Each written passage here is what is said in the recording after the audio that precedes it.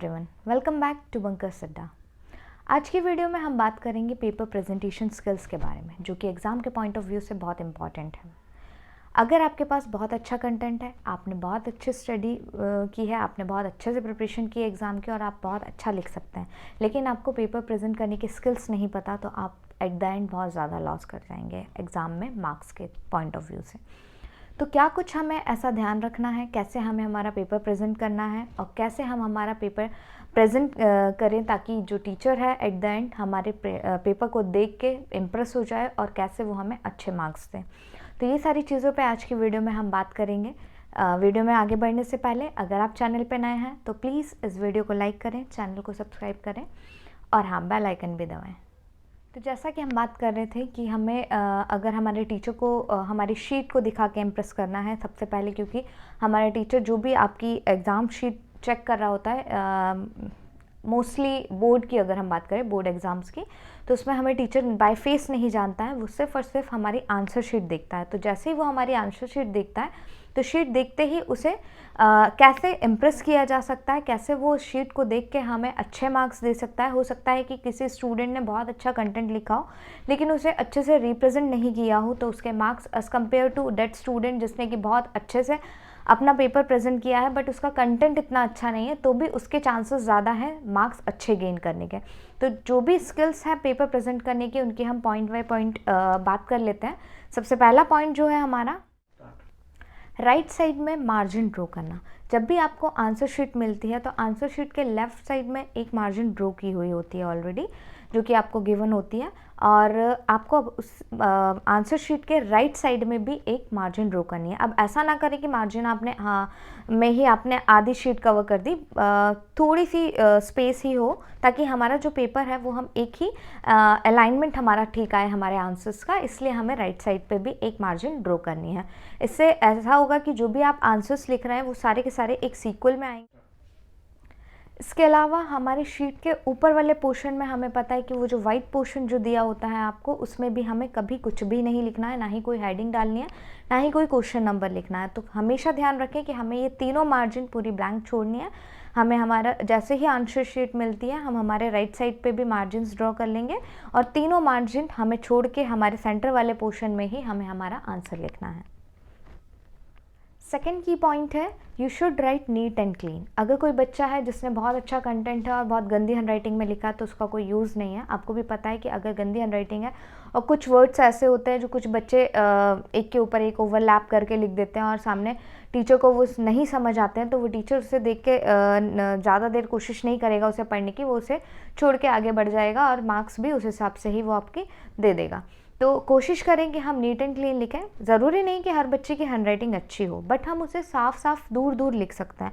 तो कोशिश करें कि आप दूर दूर और क्लियर वर्ड्स लिखें ताकि टीचर को ईजिली समझ आए कि आपने क्या लिखा है और हम हमारे पेपर को नीट एंड क्लीन लिखें। नेक्स्ट जो की पॉइंट है वो ये है, don't use cuts again and again. हो सकता है कि जब भी हम कोई आंसर लिखते हैं आंसर शीट में तो कई बार हमारे हाथों गलतियां हो जाती हैं और कुछ बच्चे क्या करते हैं, उस कट को बार बार ऐसे स्क्रैच कर करके और हाईलाइट कर देते हैं, डार्क पोर्शन बना देते हैं वो पूरा। तो ऐसा ना करें क्योंकि ये वो पोर्शन होगा जो कि बार बार हाईलाइट होगा आपके आंसर शीट पे। तो कोशिश करें कि अगर कुछ गलत हुआ है तो एक सिंगल कट करें और फिर आगे मूव ऑन कर जाएं। अगर आप ऐसा कर रहे हैं कि बार बार उसी पे लाइंस बना के उसे डार्क अगर कर देते हैं उस वर्ड को, तो वो बार बार हाईलाइट होगा और उससे आपकी शीट अच्छी नहीं दिखाई देगी। तो कोशिश करें कि हम कट्स ना करें हमारी कॉपी में बार बार किसी भी पोर्शन में, और सिंगल कट करके ही हम किसी भी पोर्शन को अगर गलत हो गया है तो उसे सिंगल कट। नेक्स्ट पॉइंट है, always mention section number and answer number in capital letters.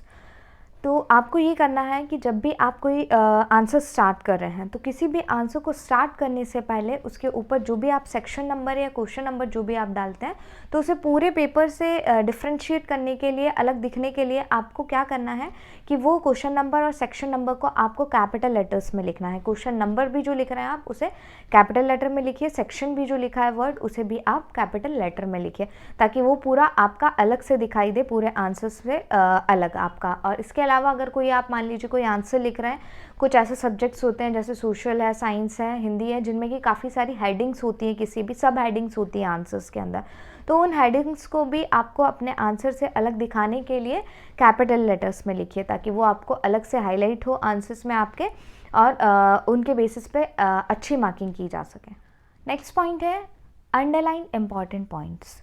कई बार क्या होता है कि कुछ बच्चे क्या करते हैं, पूरा का पूरा आंसर एक पैराग्राफ में ही लिख देते हैं, और जब वो एक ही पैराग्राफ में और एक ही फ्लो में पूरा आंसर लिख देते हैं, तो टीचर्स क्या करते हैं कि पूरा कंटेंट उनका नहीं पढ़ते हैं और ऊपर की 2-3 लाइन ही पढ़ के वो उससे के बेसिस पे ही मार्किंग कर देते हैं। तो कोशिश करें कि आप हमेशा ऐसे आंसर्स जब आप पूरे पैराग्राफ में लिख रहे हैं, तो जो इंपॉर्टेंट पॉइंट्स हैं उन्हें अंडरलाइन ज़रूर करें, ताकि जो की पॉइंट्स है वो हाईलाइट हो और उनके बेसिस पे ईजिली मार्किंग कर सके टीचर, और उन्हें पूरा पैराग्राफ ना भी पढ़े तो भी उन्हें की पॉइंट्स अलग ही समझ आए, जो इंपॉर्टेंट पॉइंट्स हैं आपके आंसर्स के। और उससे भी बेटर मेथड ये है कि हो सके तो आप अपने आंसर को पॉइंट वाइज लिखिए। अगर आप पॉइंट टू पॉइंट आंसर लिखते हैं तो और भी बेटर रहेगा, ताकि वो एक पैराग्राफ में जब दिखता है तो टीचर नहीं पढ़ता है पूरे आंसर, और पॉइंट वाइज जब भी आंसर्स होते हैं तो वो पॉइंट टू पॉइंट दिखाई देते हैं, और ईजी वे में जो आपका टीचर है वो अच्छी मार्किंग कर पाता है और आपके सारे पॉइंट्स कवर हो पाते हैं ईजिली। नेक्स्ट पॉइंट है leave 2-3 lines after every question. कई बार क्या होता है कि बच्चे क्या करते हैं कि एक आंसर के बाद सेकंड आंसर लिख देते हैं, जस्ट एक लाइन छोड़ के ही। तो क्या होता है कि जब आप एक लाइन छोड़ के ही कई बार को आंसर लिख देते हैं, तो जल्दबाजी में कभी कभी एग्जामिनर को क्वेश्चन नंबर नहीं दिखाई देता है, तो वो पूरे 2-3 आंसर्स को जो भी है आपके उनमें डिफ्रेंशिएट नहीं कर पाता है और एक ही आंसर समझ के आपकी मार्किंग कर देता है। इससे क्या होता है कि आपके मार्क्स में आपको लॉस हो जाता है, आपकी मार्किंग प्रॉपर नहीं हो पाती है हर एक क्वेश्चन की। तो कोशिश करें कि जब भी हम कोई आंसर लिख रहे हैं, उस आंसर के ख़त्म होते ही हमें 2-3 लाइन एटलीस्ट हमें छोड़नी है, 3 से 4 लाइन आप छोड़ के ही नेक्स्ट आंसर स्टार्ट करें, और उसका क्वेश्चन नंबर प्रॉपर आप सेंटर में मेंशन करें, ताकि वो हाईलाइट हो और वो समझ आए कि हाँ अब आपका नेक्स्ट क्वेश्चन स्टार्ट हुआ है। इससे ये 2 फ़ायदे होंगे आपके। एक ये फ़ायदा है कि अगर बाई चांस आपने कभी किसी क्वेश्चन में कुछ इंपॉर्टेंट पॉइंट्स मिस कर दिए हैं, तो आप उसे बाद में एडिट कर सकते हैं, आपके पास स्पेस रहेगा। और अगर सेकेंड फ़ायदा ये है इस चीज़ का कि अगर क्वेश्चन नंबर अलग अलग दिखाई दे रहे हों और बीच में 2-3 लाइन्स आपकी लीव की गई हैं आपके द्वारा, तो तीनों लाइन से अलग अलग दोनों क्वेश्चंस हाईलाइट होंगे और उनकी प्रॉपर मार्किंग की जा सकेगी। स्पेशली बोर्ड एग्जाम्स में ऐसा होता है कि कई बार बच्चों को ऐसा लगता है कि उसे प्रॉपर मार्किंग नहीं की गई है और उसे कुछ क्वेश्चंस में शायद मार्क्स नहीं मिले हैं, तो वो रीचेकिंग और इस टाइप्स के फॉर्म फिल करता है, बट इससे कुछ फ़ायदा नहीं होता है एट द एंड। क्योंकि ये होता क्या है कि अगर रीचेकिंग का जो भी रिज़ल्ट होता है वो मोस्टली सेम इसलिए होता है कि ये हो जाता है कि कॉपीज़ प्रॉपर चेक नहीं हुई है, तो ऐसा कुछ इशू हो, इससे बेटर है कि वो रिज़ल्ट जो आपका आता है रीचेकिंग का वो सेम ही आता है। तो कोशिश करें कि हम प्रॉपर प्रिकॉशन लेके चलें, तो हमारे साइड से कोई गलती ना हो, ताकि हम जो स्कोर कर पा रहे हैं, जितना हमने लिखा है उसके लिए हमें बेस्ट स्कोर मिले। नेक्स्ट की पॉइंट है always right in headings and paragraph. Specially कुछ ऐसे सब्जेक्ट्स होते हैं जैसे सोशल साइंस हुआ और थ्योरी सब्जेक्ट्स जो होते हैं फिजिकल एजुकेशन इस टाइप के, तो जिनमें बहुत ज़्यादा थ्योरी होती है और बच्चे क्या करते हैं पैराग्राफ में ही सारा कुछ लिख देते हैं। तो ऐसे सब्जेक्ट्स में आप कोशिश करें कि हेडिंग्स का प्रॉपर यूज़ करें। आप हेडिंग्स अगर यूज़ करते हैं तो मार्किंग आपकी ज़्यादा बेटर होगी एज़ कम्पेयर टू दो स्टूडेंट्स जिन्होंने पूरा पैराग्राफ में लिखा है। तो बेटर रहेगा कि आप क्या करें कि प्रॉपर हेडिंग्स यूज़ करें। जो भी हेडिंग है, अगर आपको लगता है कि इस आंसर के लिए इसके अंदर सब हेडिंग्स में इतनी सब हेडिंग्स डाल सकता हूँ, तो कोशिश जितनी भी हो सके उतनी ज़्यादा आप हेडिंग्स डालने की और सब हेडिंग्स डालने की कोशिश करें। इससे आपको मार्क्स बेटर मिलेंगे एज़ कम्पेयर टू दो स्टूडेंट्स जिन्हें की हेडिंग्स का यूज़ नहीं किया है। तो ये सारे थे की पॉइंट्स जिन्हें आपको ध्यान में रखना है। आई होप आपको ये वीडियो पसंद आया होगा। अगर आपको ये वीडियो पसंद आया है तो प्लीज़ चैनल को सब्सक्राइब करें, वीडियो को लाइक करें और हाँ बेल आइकन भी दबाएं। Thank you.